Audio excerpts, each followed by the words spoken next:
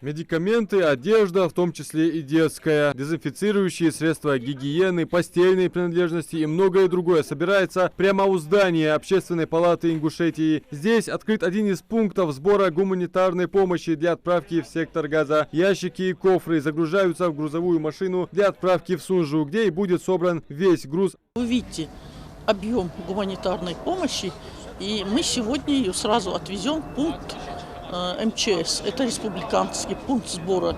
А вот в такие в городские пункты частные жители несут. Но я не думала, что настолько быстро в течение 3 дней откликнутся мои коллеги. В основном они руководители организаций, частники. Вот очень много людей внесли деньги и не хотели себя называть.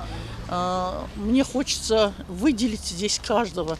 Ты даже удивляешься, насколько всего здесь помощь подходит и подходит. И поэтому я благодарна каждому. Я еще раз хочу сказать, что ингуши очень сострадают чужому горю. В сборе гуманитарной помощи массово принимают участие как неравнодушные жители республики, так и представители общественных организаций, Национальной родительской ассоциации, Союза художников, образовательных, социально-адаптивных и медицинских учреждений, в числе которых и коррекционная школа, и реабилитационный центр, комитет без вести пропавших, ветераны Афганистана, казачества, туземной дивизии и многие другие, кто услышал призыв о помощи палестинцев, не остался в стороне. Я думаю, что это будет не первая попытка отправить наш груз.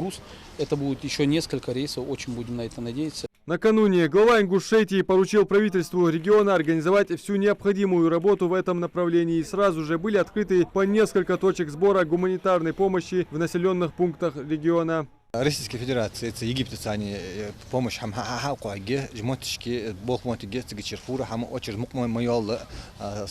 помещение живое хаважа, эти мягкая Россия общественная мелкая гонокосла, дальше Аллах эндали сектор газа бахвонаха дохвачка уже. Волонтеры, они же студенты Северо-Кавказского гуманитарного колледжа инноваций имени Гирихана Гагиева, сначала собрали в стенах своего образовательного учреждения посильную помощь, затем прибыли сюда для оказания содействия в сборе, а затем в расфасовке и сортировке собранного груза. Волонтеры предложили, когда узнали, что члены Национальной родительской ассоциации, в том числе Лиса Самбековна, сказала, что будет проходить сбор гуманитарной помощи по поручениям главы нашей республики. Вот, волонтеры поддержали, решили собрать. Провели большую инициативу, сами очень много что собрали. Даже родственники студентов наших родителей приходили, приносили продукты питания, вещи. Жители республики, принимающие участие в сборе гуманитарной помощи, выражают признательность главе региона Махмуду Али Калиматову, благодаря которому благотворительная акция проводится в масштабах всего региона. Адам Мережков, Султан Магушков, Новости 24.